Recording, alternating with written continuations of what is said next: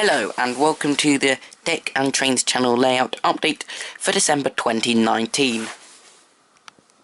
So first things first, last weekend was the Worley National Model Railway Exhibition, which happens to be the UK's biggest model railway show, and at that show I bought a WYPTE Class 158, well, a shortened version of WYTP, I mean a longer version if you want.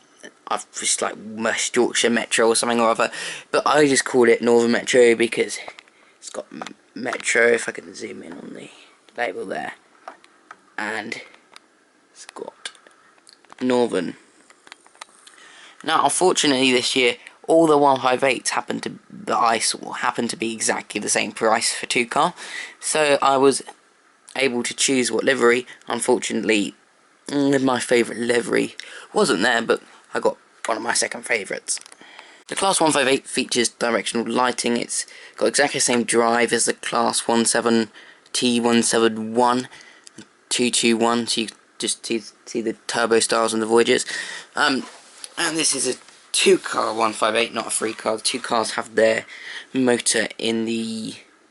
On the driving cars, the 3-car has the motor in the middle. As you can see, it was like new. Liveries applied quite well throughout the train. There's no directional lighting in this model. This one was the older 158. So on to the next thing. If you were paying attention in the videos, you would have seen this super-sized structure suddenly appear on the layout. This gradient. Now I'm hoping that the bottom bit isn't too steep. If it is, I will need a pilot loco, or might have to use DCC Concepts Power Base, which uses magnets to get good adhesion from the wheels to the track so they can go up steeper slopes. But it goes all the way over and over to there, and it will come off the outer loop. I'm reckoning this project will be hoping to have the track laid in January, so we should see some trains running out then. However, it probably won't be fully finished. It just depends how I get round to doing all the stuff, how it ties in with other projects, and how much time I have to work on it.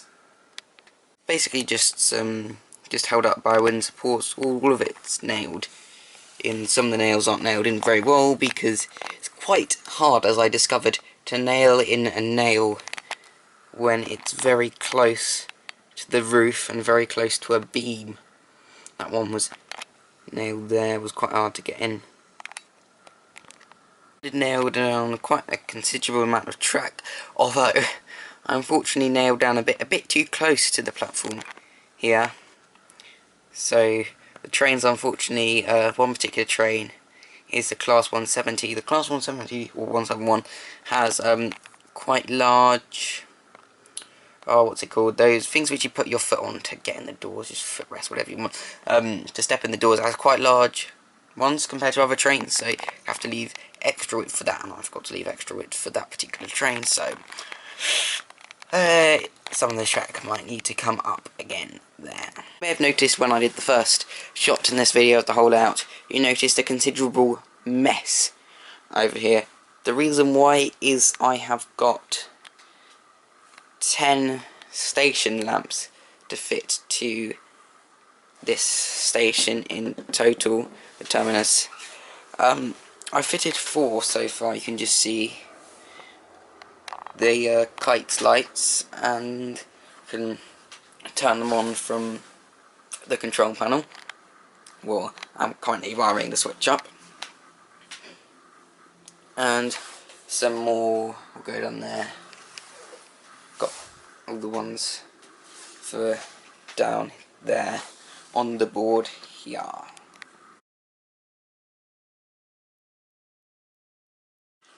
It is also wise to note that there will be 20 other station lamps fitted around the layout.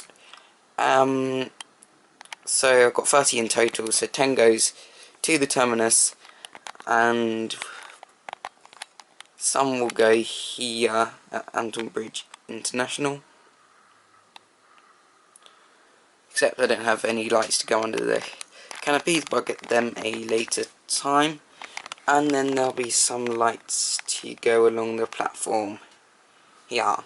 The only problem I'm having at the moment is it takes me quite a while to take up the platform, because I'm not a particular fan of drilling through platforms. So what I've done is I've put the light in the pre-drilled holes on the Hornby platform, and they'll just fit in. But there's an awful lot of wiring underneath the platforms, between the platform and the board. I'll just show you under the board as well. There's, see, quite a lot of wires down there as well. But most of the wires are sandwiched in between the platform and the board, because unfortunately I didn't manage to drill the holes in the board exactly where I have fitted the LEDs, the lamps, which was a bit stupid, because now I have to fit loads and loads of wires in the platform, which was helped by this nail which actually holds the platform down, because all the wires are trying to push the platform up because there's so many in there. If you haven't noticed, this scratch built tunnel portal has made it to the layout. It's glued on. You might just be able to notice on camera. Oh, can you see it? Yes, you can see it now. There, it is bricked. All of this is scratch built. None of it is done with any special stuff. So this is just a wooden cutout, and it's coated in filler, and then it's sawn so that you get the bricks. And once again, that was scratch built. If we go around to the other side of the tunnel, you can see the rock face. Not the best rock face, I must admit. It still needs a considerable amount of different shades of grey painted on it, etc. But overall it's quite a good effect, and then you can just see the rock fall beneath it. Or you can imagine what you want that to be, really, because it wasn't really part of the plan. It's just plaster dried before I'd stuck it to the thing, so it ended up crumbling. So that's all. This is all the plaster that didn't make it onto the rock face in time. Come around here and you can see how the more of a viaduct project works over here. So the track will end there. Be just more of a addition to the elevated scenery. I'm hoping in future years to get, instead of expanding on the board, to expand up the board instead, and over the board. I'll see how that goes. I'll see how the planning software works for that one. But yeah, hopefully in a couple of years' time we'll have quite a few more viaducts appearing. But I just need to get this one filled in the holes. There are some considerable holes in it, painted, etc. I basically just need to make this viaduct look realistic, and then I can lazy track on it. Also, some of these guidance rails were fitted around the layout to stop trains from derailing. Right, so thank you for watching this Tech and Trains channel update video. I hope you enjoyed watching this video.